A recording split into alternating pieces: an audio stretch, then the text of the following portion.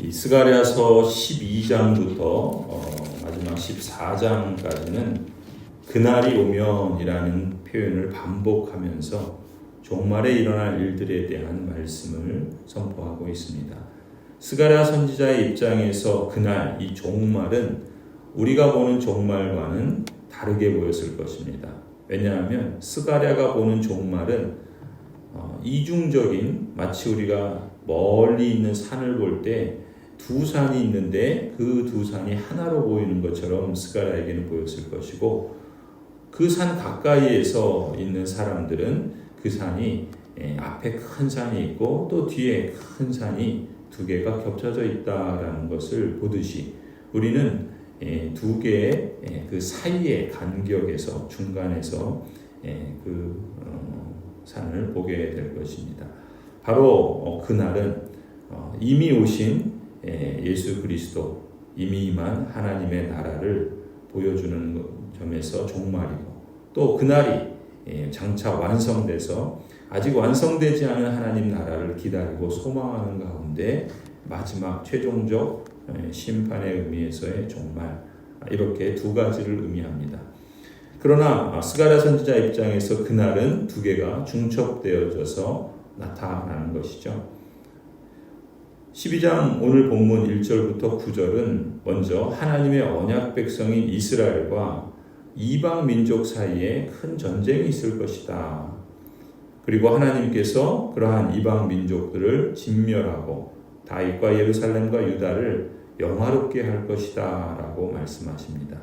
그날에 있을 그러한 일들에 대해서 말씀하고 있는 것이죠. 1절은 하나님께서 그렇게 행하시는데 그분은 어떤 분이신가 라는 것을 소개합니다. 성경은 늘 하나님이 어떤 분이신가 라는 것에 초점을 두고 그러한 하나님이시기에 그가 행하실 것들을, 또 행하신 것들을 또 말씀하고 있죠. 하나님은 바로 하늘과 땅을 짓고 사람의 심령을 창조하신 분이다 라고 소개하죠. 1절 주님의 말씀이다. 이것은 이스라엘을 두고 하신 주님의 경고의 말씀이다. 하늘을 펴신 분, 땅에 기초를 놓으신 분, 사람 안에 영을 만들어 주신 분께서 말씀하신다. 이처럼 만물의 창조주가 되시는 하나님, 참으로 위대하고 크고 존귀하신 하나님, 그 하나님께서 언약 백성 삼으신 예루살렘, 유다의 백성들, 그들을 이제 모든 민족을 심판하는 도구로 삼으실 때가 올 것이다. 그것을 스가랴 선지자를 통해서 말씀하는 것이죠. 2절입니다. 이제 내가 예루살렘을 잔으로 만들어 주변의 모든 민족을 취하게 하고 비틀거리게 하겠다. 예루살렘이 포위를 당하는 날에는 유다의 여러 성읍들도 다 포위를 당할 것이다. 그날에 세상 모든 이방 민족이 예루살렘에 대항하여 집결할 때 내가 예루살렘을 바위가 되게 할 것이니 모든 민족이 힘을 다하여 밀어도 꿈쩍도 하지 않을 것이다. 그 바위를 들어 올리려고 하는 자는 누구든지 상처를 입을 것이다. 그날에 내가 모든 말을 쳐서 놀라게 하며 말탄 자를 쳐서 미치게 할 것이다.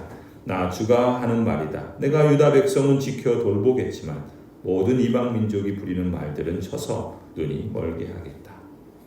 하나님께서 이 말씀을 스가랴 선지자를 통해서 행할 때 이 당시에 이 말씀을 처음 받은 이 유다 백성들은 바벨론 포로를 겪었고 페르시아가 패권을 차지해서 이제 다시금 유다로 돌아와 하나님의 언약이 성취되는 것을 경험할 때이죠. 그러나 여전히 폐허와 또 무너진 예루살렘을 재건하는데 어려움이 있었고, 또 그러한 소망과 또 성전 건축에 대한 기대들이 또 많이 꺾여서 그야말로 오르락내리락 하는 그런 상황 가운데 하나님이 주신 말씀입니다.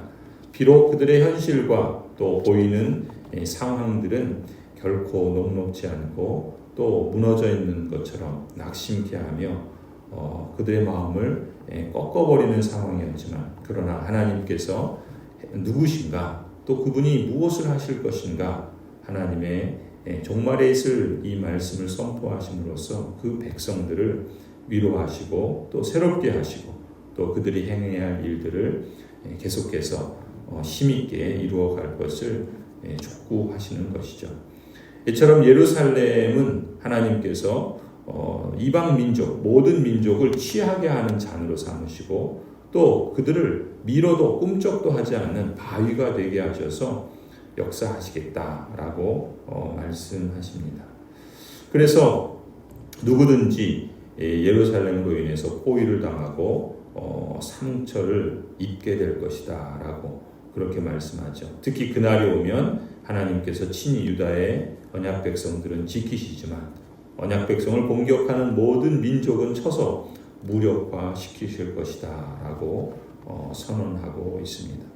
그러니 이 당시에 이 유다의 백성들에게는 이 하나님의 말씀이 격려가 될 뿐만 아니라 또 이러한 심판의 역사는 또 예수 그리스도를 통해서 그리고 장차 마지막 종말의 역사를 통해서 성취될 것을 말씀하는 것이죠. 5절에 보면 그러면 유다의 지도자들은 속으로 예루살렘에 사는 사람들이 그들의 하나님 만군의 주님을 힘입어서 강하게 되었다 할 것이다. 그날에 내가 유다의 지도자들을 나무단 사이에 놓인 과열된 도가니처럼 곡식단 사이에서 타는 횃불처럼 만들겠다. 그들이 주변의 모든 민족을 좌우로 닥치는 대로 불사를 것이다. 그러나 예루살렘은 다치지 않고 제자리에 그대로 남아있을 것이다.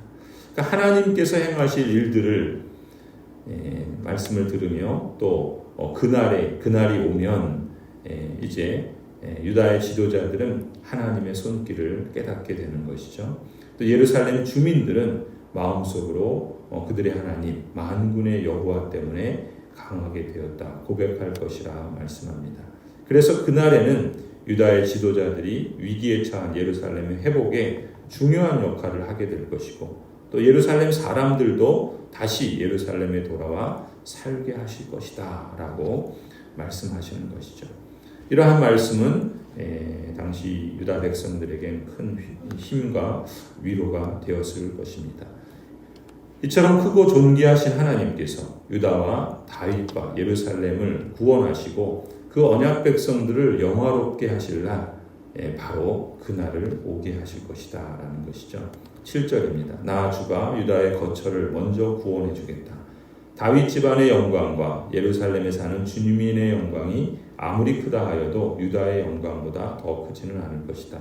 그날에 나 주가 예루살렘에 사는 주민을 보호할 것이니 그들 가운데 가장 연약한 사람도 그날에는 다윗처럼 강하게 될 것이다. 다윗 집안은 하나님처럼 곧 백성을 인도하는 주의 천사처럼 그렇게 백성을 인도할 것이다. 그날이 오면 내가 예루살렘을 치러 오는 모든 이방 나라를 멸망시키고 말겠다. 이것이 하나님의 말씀이요 또 약속이요 또 하나님께서 언약 백성들에게 소망을 주시는 그러한 하나님의 선포입니다. 그런데 10절에 보면은 그날이 오면 하나님께서 다윗의 집과 예루살렘 주민들에게 은혜를 구하는 영과 용서를 비는 영을 부어주실 것이다. 그러면 그들이 찔러 죽인 자를 바라보며 통곡하게 될 것이다 라고 말씀합니다. 10절이죠. 그러나 내가 다윗 집안과 예루살렘에 사는 사람들에게 은혜를 구하는 영, 용서를 비는 영을 부어주겠다. 그러면 그들은 나 곧 그들이 찔러 죽인 그를 바라보고서 외아들을 잃고 슬피 울듯이 슬피 울며 맏아들을 잃고 슬퍼하듯이 슬퍼할 것이다. 그러니까 하나님께서 유다 백성들, 즉 다윗 집안과 예루살렘에 사는 모든 언약 백성들에게 회개하고 또 통회하는 그런 영을 주시고 또 돌이키도록 그렇게 역사하시겠다라고 말씀합니다. 왜 그러한 일이 벌어지는가? 그것은 바로 이 유다 백성들이 그들이 찔러 죽인 메시아 그리스도로 인해서 그들이 슬피 울며 또 모두가 다 슬퍼할 것이다 라고 말씀하시죠.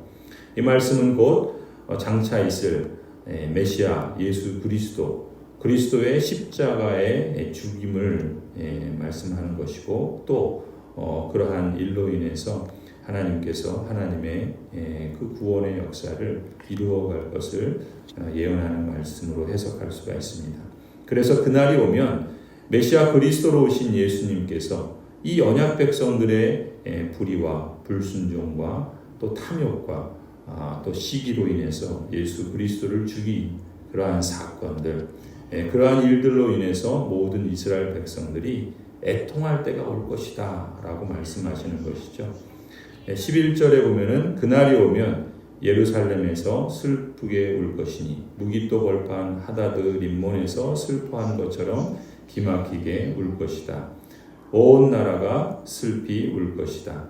가족마다 따로따로 슬피 울 것이다. 다윗 집안의 가족들도 따로 슬피 울 것이며 그 집안 여인들도 따로 슬피 울 것이다. 나단 집안의 가족들도 따로 슬피 울 것이며 그 집안의 여인들도 따로 슬피 울 것이다. 레위 집안의 가족들이 따로 슬피 울 것이며 그 집안 여인들도 따로 슬피 울 것이다. 시므이 집안의 가족들이 따로 슬피 울 것이며 그 집안 여인들도 따로 슬피 울 것이다. 그 밖에 남아있는 모든 집안의 가족들도 따로 슬피 울 것이며 각 집안의 여인들도 따로 슬피 울 것이다. 이스라엘 언약 백성들이라 하지만 하나님의 뜻을 모르고 오히려 하나님을 거스려 행할 때 하나님께서 이들에게 큰 슬픔을 줄 것이며 그들은 통회하고 자복해야 할 것을 말씀하시는 것이죠. 예수님을 십자가에 죽일 때 그들은 자신들이 행하는 일이 무슨 죄인지도 모르고 그렇게 행했습니다. 그러한 악행을 하나님께서 불쌍히 여기시고 그들에게 회개하는 영, 또 은혜를 구하는 영, 용서를 비는 영을 부어주셔서 그들이 죽인 메시아 그리스도로 인해서 통회하지만 하나님께서 그들을 불쌍히 여기시고 긍휼을 베푸실 때가 올 것이다. 하나님께서는 당신의 자비로우심으로 언약 백성들의 교만하고 굳은 마음, 그 마음을 변화시키셔서 그들이 메시아를 죽임으로써 무슨 일을 했는지 깨닫게 하실 것이다 라고 말씀합니다. 그리고 그 가운데 참된 언약 백성들은 진정한 회개와 또한 통회하는 마음으로 하나님께 돌아오게 하실 것이다 라고 말씀합니다. 참으로 하나님께서 사랑하시고 택하신 언약 백성들은 하나님의 영의 역사에 의해서 회개하며 통회하는 그러한 모습을 보이게 될 것입니다. 그래서 이 슬피 우는 이러한 모든 일들은 이제 예수 그리스도께서 다시 재림하셔서 이 종말의 심판을 행하실 때는 한쪽에서는 슬피 우는 자들이 있을 것이고 다른 한쪽에서는 하나님의 그 통치와 또 능력과 권세와 영광으로 인해서 감사와 찬송으로 이를 자들이 있을 것입니다. 하나님께서 이 스가랴 선지자를 통해서 포로 후에 이제 재건을 위해서 힘쓰는 언약 백성들을 위로하시고 한편으로는 그들을 책망하시고 촉구하시고 다시금 세우시는 것처럼 이러한 역사는 지금 오늘 우리에게도 반복된다라고 할 수 있겠죠. 하나님께서 우리에게 이제 마지막 행하실 심판의 날, 종말의 날이 얼마 남았는지 우리는 알 수 없지만 그러나 이미 하나님의 약속의 말씀을 통해서 행하실 일들을 보여주시는 것처럼 우리가 그 말씀을 우리 마음에 새기고 하나님께 우리가 겸손히 하나님의 은혜를 구하고 또 용서를 빌며 또 동의하는 마음으로 우리의 죄악을 하나님께 아뢰고 또 하나님이 기뻐하실 또 하나님께서 사용하실 잔으로 또 하나님께서 사용하실 바위로 하나님의 언약 백성들이 그 뜻을 잘 받들어 행함으로써 하나님을 영화롭게 하는 그러한 교회 또 그러한 성도 또 그러한 하나님의 언약의 백성의 공동체로 자라갈 수 있기를 간절히 소원합니다.